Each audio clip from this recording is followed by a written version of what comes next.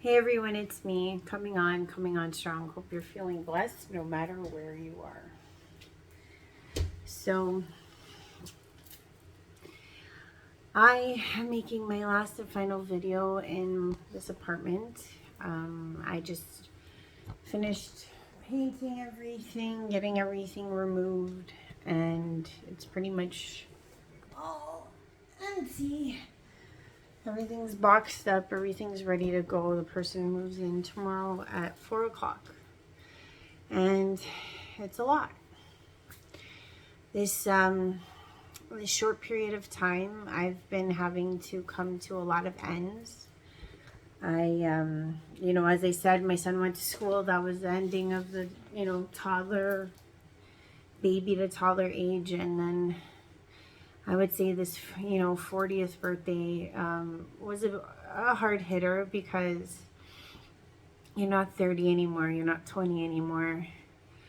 And I chose Sedona to go to because I had to correct something for myself where I wanted to go back to a place that I truly loved. The first time I went in 2011, I actually missed my flight and I lived there for several months as what you guys would call an illegal immigrant. I didn't mean to be illegal, but I loved it so much and everything seemed to be working out just fine. I got a job at a steakhouse and I found a house to rent for really cheap. Can't do that now in Sedona, that much I can say. It's hell of a lot more commercialized and expensive. Had a blast, but I went there in 2015 and I think I was going for the wrong reasons back then. I wanted to get some answers and, when you go searching for things that are inside of yourself, you put yourself in a weird place because, you'll never really find what you're looking for because you're everywhere you are. You know what I mean? And that was something that took me a long time to realize that everything of the soul or whatever you're trying to find, even if it's like awakening or whatever the case may be, it's all inside here. And here I'm pointing to my heart. And this time I wanted to go to a place that I love so much for the sake of just going and to not be needing to find something and just to be being. And not for nothing, we went and we brought some of the craziest weather they said they saw in the last several months. I noticed that almost every wash or every river, most of the rivers were pretty dry and they needed the rain. So when my friend and I got there, there was like no sun until the last day and lots of rain. If you've ever been there, driving in those altitudes or like that elevation with no lights and no partitions on the roads when you're coming down, it's a little terrifying. So I would say that I was like fight or flight most of the time because my friend didn't drive and I was driving all these long distance driving at these high altitudes and then always down on declines, and then it was always like torrential downpour and all this shit. And then the last day that we left was super sunny, but like all the way to Phoenix was like there was a patch of fog and I couldn't see past my own hand on the road. So I'm like, it was like never ending never ending scary driving. But other than that, like I had a blast. We did find out something cool. Like, this kind of going to be a vlog, but there's a point to all this, and I want to share because I feel like there's others out there that are going through what I'm going through. I went out for my birthday to some place called, no, we first went to Oak Creek, and then I wanted to do karaoke. All I gotta say about that area is, like, I don't know what's up with everybody. Like, there was women going for like bachelorette parties, but then every other woman that like lived in that area, for some reason they go out in pajamas. I don't know what's up with that. But it was like 5 girls came to this karaoke place, Blue Moon Saloon, and it was like all pajamas. And I was like, okay, it's a pajama fest here. So that was interesting. And then we went to this place called Moody's. because that was the only place that was open late that night on a Friday, because Sedona's not really like party central. But we went there, and then funny enough, the bar closed at like 1:30ish, and we go try to get a Lyft or an Uber, and there's no one driving at that time. And then we were told about some guy, what was it, Sedona Bob or some shit, and like Sedona Bob got pinched like the day before, so the Sedona Bob wasn't driving. This guy supposedly like drives people late at night in Sedona, but he wasn't driving. So my friend and I at like 1:30 in the morning had to like walk all the way to West Sedona, which was like, you know, a 5-minute drive, but like an hour and a half walk. So we're like in this pitch black night, you know, it's not a lot of lights everywhere. And then there was these like javelinas that came out, and my friend got a little, you know, scared. She was like, what if, you know, coyotes come out? She was kind of mad at me because like supposedly it was my job to find a ride, and I'm like, I don't know who we were gonna get to drive us. But you know, let's just say the trip never stopped being entertaining. And as I was leaving there, I was really sad because, you know, it's always sad to say goodbye to places, especially a place I always loved so much. But it had another end for me, because I was like meeting the three versions of myself. The 2011 self, the 2015 self, and the 2025 self are all merging. And it was like I was feeling justified, like as if like, wow, I actually came here for my wants and just to be with myself, you know? Versus the other two times, which was more for like self-discovery or self-acceptance, or, you know, trying to find answers in another group or whatever the case may be, because Sedona's full of people that, you know, and it's a lot of spiritual people go to Sedona. A lot of fake flexers go to Sedona. There's a mishmash there. There's I would say some of the lost souls that you know, never leave.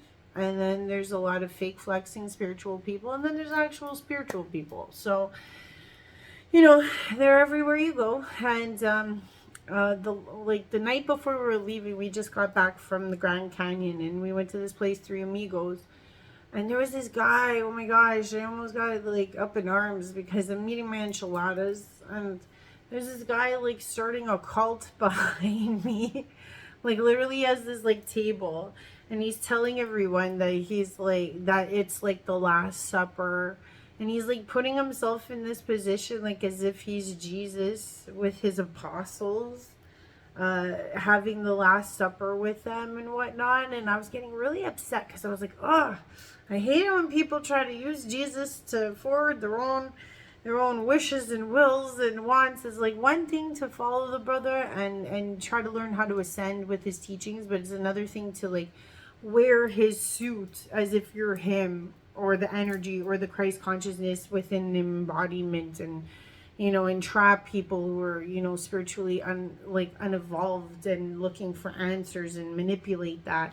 So it was kind of grossed out, and I was like not even under my breath, I was like, stop using Jesus. Like, I was like, and then I think they overheard me a couple too many times, so they like up and left. I don't know, and that was an interesting dinner.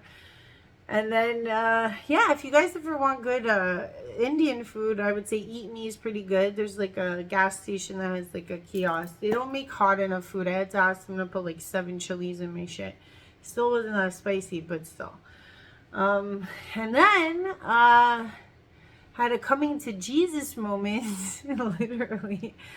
I almost became a statistic leaving, going to the airport in Phoenix. So aside from the fog, I had a couple ticks off of the gas when I was going to go drop off the car at the airport.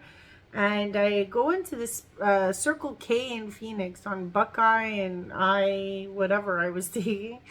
And I decided, because my card was maxed out, because I had put the hold on the credit card and used the rest of the funds. And then I was like, okay, I got like $7 in ones. I'm going to go put that in for maybe like two gallons, whatever. So I'm standing in line, and I'm at the back of the line, and I'm in the aisle, and I'm seeing that there's like these two guys fighting over like the stupidest shit, and all I hear is the guy, this Latino guy at the front, to the cashier's like, "Hey man, you wanna go? I'll take you. I'm not scared of you." And he literally like puts his hand on his like by his belt, like sticking his hand in his pants. And I'm like, no. And then the guy that's like the customer is like, "Yo, man, I'm not fucking scared of you. I'm not scared of you." And he like takes this hand and he puts it on his hip again. So the two of them are trying to posture like they got gats and shit. And I'm there like, oh my god. And I'm like, is this really going down? So I'm like, I literally like beeline to the back of the aisle, and I like pop out my head and like see what's going on, because they're fucking screaming at each other. Like, "I'll fucking do you in, bro. I'll fucking kill you." Like, they're going off because of gum. And here I am, and I'm like, oh my god, oh my god. And I'm like, please, Lord. I'm like, save me now. So all of a sudden, like, the guy who was running the store tells the guy, "Yeah, you want to go. But because the customer couldn't jump the desk or the table because there's so much crap, he like goes to the same direction. So as they're going to the corner to go brawl it out, I literally like I fucking ran for my life out the door, and I'm like, "Alicia," I'm like, "Get in the fucking car, get in the car, let's go." I jump in the car, I turn it on, I'm like, I peel out of this fucking place, and I'm like, I'm not gonna deal. And I didn't like watch the news, and I don't know if they would report it. But oh my god, I was like, I don't want to get fucking like shot, straight bullets or whatever, just for like some gas. So when I got to drop off the car, I was like, yo, like this car doesn't have all the way full. I'll pay whatever it is. Just charge it to the card. I'm like, it's okay. So $80 later for $7 worth of gas. But I got my life, so that's what matters, And like, I've been through the States a lot, and I've seen some fucked up shit in my time, but I was like, I'm not going to become a statistic today. Today is not today. I just want to get home to my son. I want to live past 40, so that was my story leaving. And I put a lot of shit into perspective, because I was like, a lot of endings are coming, but at least today was not my ending, like my real ending, you know what I mean? So how I said, like, not that that was a sheer near-death experience, but I literally got to live something that I had only seen on Bad Boys, or what's that show, Cops, you know what I mean? Like, Bad Boys, Honestly, it was unreal, all the shit that popped off on this trip. It was not a dull moment, let me tell you. But when I got back, I had to hit reality and start moving everything out. And it means a lot to me, because I built this place. I like own pretty much everything, the kitchen. I installed everything practically. My ex helped a bit, not really. But I poured my heart and soul into this apartment, and I'm gonna rent it out because my son's outgrowing it, and it is what it is. But I raised my son here, and it's coming to an end. So, new journey, new chapter. So Sedona felt like an end to a chapter. My son going to school felt like an end to a chapter, and now me leaving here feels like an end to a chapter. So I guess this is more like a vlog, a sharing of life, because everything I've had to go through in this last month has been really hard. The month of September was really tough, because my son went to school the first day, and then me turning 40, and that, cycle ending trip, and all the weird atrocities that took place on it, and then coming back home to this and having to, get everything out of here in the blink of an eye. And it makes me realize like how much work, us single parents do, because not for nothing, like, I really give it up to single parents, because, aside from this trip that I planned with my friends a long time ago for our birthdays, we don't really get a day off. You know, it's 365, 7 days a week. And I moved everything by myself. And it started really making me think like how much I've had to accomplish all alone. Not alone in the sense of like not without my spirit team and all that. And my spirit team was very adamant about certain things on my Sedona trip, that I shouldn't fall back into old paths and old ways. And I learned a lot about myself. And I think that's what the main takeaway is of this month. I mean, I believe, I could be wrong, but I think it's the new year for the Jewish calendars in September, and maybe it represents that. Like, I always felt like fall was the washing away of everything to bring the frigid, you know, winter in. And you know, ironically, it was hotter here in Toronto than it was in Sedona for the last 4 days. It was like freaking freezing there. And it never is. It's a freaking desert, right? But we brought the cold with us. So I wore the same outfit every day. I had to go to the laundry every other day because I did get to meet a lovely, lovely woman named Krista there. And she taught me about some amazing colonic cleanse that I'm going to do, because I've been hearing all about cleanses for months now. But she gave me a wicked one. I'm going to try it out. I'll keep you guys posted. But, you know, I just wanted to share what life's been like for me. You know, sometimes it's just a vlog. I've been in this apartment making these videos since the beginning of my uprisal. I had my, you know, circle back with God in this apartment. I raised my son in this apartment. I went through hard woes in this apartment when my ex left, and I basically cried and screamed and had gleeful moments here. So there's a lot of attachment. I never put my heart and soul into something before. And I feel like closing all of the parts of myself, including another heartfelt attachment that I had to say goodbye to on my trip, is really tough. Because realistically, it's always moving up and out for God's mission. Because I know that, you know, getting in more income here is just a smarter thing to do. You know, moving on up with my son into a place that is better for us is great. And it's just tough, you know. It's been a wild ride here for these last 3 to 4 years. And I just wanted to share with you guys because in some weird way, you guys know me better than anyone else, ironically. Even my own closest friends, because I've shared more on this channel than I have with some family members or friends. You've seen me cry, you've seen me laugh, you see me share everything about all the channelings and all the beings that I speak with and my innermost, deepest self.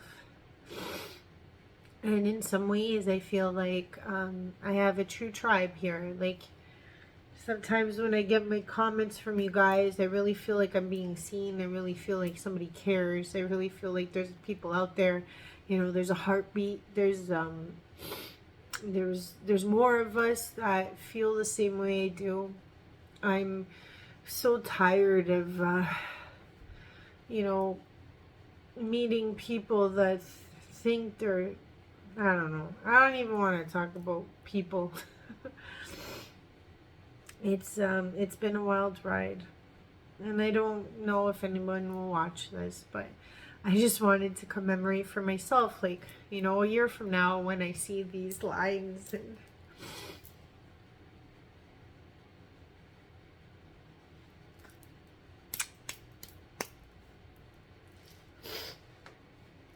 it'll be a core memory for me. I raised my son here.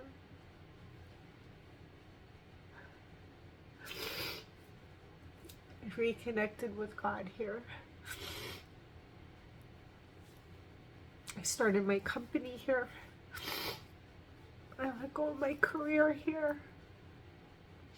I lost all my friends here. Or enemies, frenemies. I sat on this couch watching my whole world blow up. And then I sat on this couch and watched my whole world rebuild. All in this 500 square feet. And you know, sometimes I think, like, why do souls stay and haunt places? And some part of me feels like if I died, I'd haunt this place. Because so much of me went into it. And building the kitchen and tiling the bathroom and triple, what do you call it? Insulating, soundproofing, and, you know, I've done a lot of jobs here. I represented my loneliness. I represented the demise of my relationship, because why did I have to build this all by myself? Why did I have to put all the money into it by myself? Why am I going to reap all the benefits of it by myself? Because even though I was on a relationship, it was all by myself at the end when this was all getting put together. I laminated these floors. I tiled these floors. I even tiled them on friggin' YouTube with you guys. I redid the door. The water damage is gone. It's been a wild ride. And as scared as I am to see what the next chapter's like, I just gotta know that there's more to this, and this place will represent my soul journey. And maybe it will for the new person. Because funny thing is, how I met this renter. A year ago, I would walk my dog in the park, and this poor guy, he's like in his early 20s. I caught him every day in the park, just sleeping on the bench. All he had was his sleeping bag and a backpack. And every night I go out and see him, and about like 2 weeks in, I kept seeing him, and I noticed he doesn't smoke, he doesn't do drugs, he's not drinking, so he's not really the run-of-the-mill that you see out there, like, what do they call them, the unhoused or whatever. So I went to talk to him, and I was like, hey, nice to meet you, noticed you're here every night, do you need any food, any water? And the guy, I heard he had an accent, and he was like, no, he's like, somebody stole my backpack, and it had my passport. He's like, I'm a refugee here from Russia and, Ukraine. And he's like, I have nowhere to live. I have no friends or family here. So I'm making do with the bench until I can get my paperwork back in order. And I just thought to myself, like, wow, like, what a hard way to be. No family, no friends. And I found some camaraderie in him because, you know, I know what it's like to be trapped in another country without papers and by yourself and without family. That's happened to me more times than I can say. So I really took a shine to him. So the months went on during the summer, and I got to know him a bit, and I always asked him, like, if he needed help, if he needed money, if he needed somebody to sign off for the paperwork or whatever, help him, you know, get it together or whatever, because I was in law at the time. Still, no, not specifically, but I know all the courts and all that, and he always was like, no, I'm good. Didn't ask for a handout, didn't ask for any help, and in some ways it's not good either, but I really felt like he was somebody that really tried to make it on his own. And then one day I didn't see him anymore, and it worried me because I was like, I saw this guy for months on end, and then all of a sudden he was gone. So I was always like, oh, I hope Sam made it, or I hope he didn't get deported, or I hope he didn't get picked up by the cops or whatnot. And or maybe he got his paperwork and found his way, but I never knew what happened to him. So about in April this year, so about a year had passed, and I was waiting in line for coffee, as I do every day, at the Common, my favorite coffee spot here. And all of a sudden, I see him walking down the street towards me with like 4 or 5 dogs. And I was like, oh my God, Sam, you're here. You're okay. So he stops to talk to me and he tells me, oh, I'm looking for an apartment, this, that, the other thing. And I was like, oh man, I'm just so happy you found a place. So he had found a room, he had found a job. Everything was going great for him.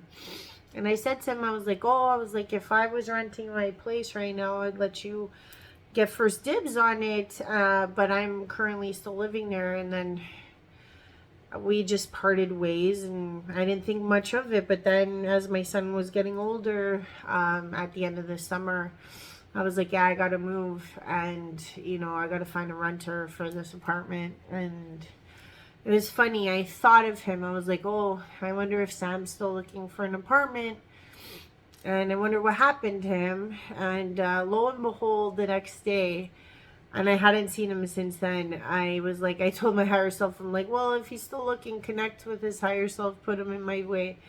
And lo and behold, the next day, as I was walking in the park with my dog, there he was. And I was like, hey, I was like, Sam, I'm like, how's it going? And he's like, oh, I'm still looking for an apartment. It's really expensive here.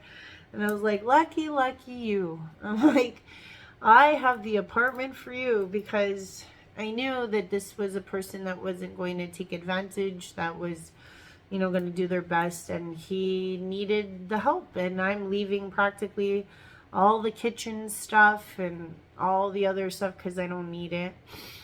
And I was like, just take care of all my you can have the microwave, you can have this, you can have the other thing. And I was like, just take care of it, and come the time that you want to move out, like, we'll just part ways. And but I want to help you out, and I think you'd be the perfect person to move in here. So he was like, oh, an apartment in a basement, I don't know. But I was like, well, man, I'm like, I dug this thing out. It's got 10.5-foot ceilings. It's big for, it's all brand new. It's got all brand new appliances, everything. I'm like, check it out. I'll give you a good price, And it's like, I'll be your landlord, so don't worry. Like, if things don't work out and you don't have the money, I won't be like, oh, coming after you and all that. I'll just try to work something out with you. You know what I mean? And yeah, so come tomorrow, he's going to be moving in, and couldn't be happier because I trust him. I think he's a good person. He never played victim. He always stood on his own 2 feet, and I think that's the best a person could wish for a renter. So yeah, that's it for me here. But I just wanted to share a little bit about my life, because change is always scary, especially for someone like me, because I really, really am a creature of habit. I like to stay settled in certain places. Like, I think that's why I don't like to move a lot. Even though I used to move all through my 20s to different countries, even then I didn't like to move a lot. I would like move from year to year to year or whatever. But honestly, I feel like this is just my way of saying, like, everything can be scary, but everything must move, must continue to grow, as do you. And I know that I had my ups and downs with you all, and I'm just sharing my life in this video, but who else to share it with than you? So I love you guys lots. Just cluing in. Have a good one. Love you lots. Bye for now.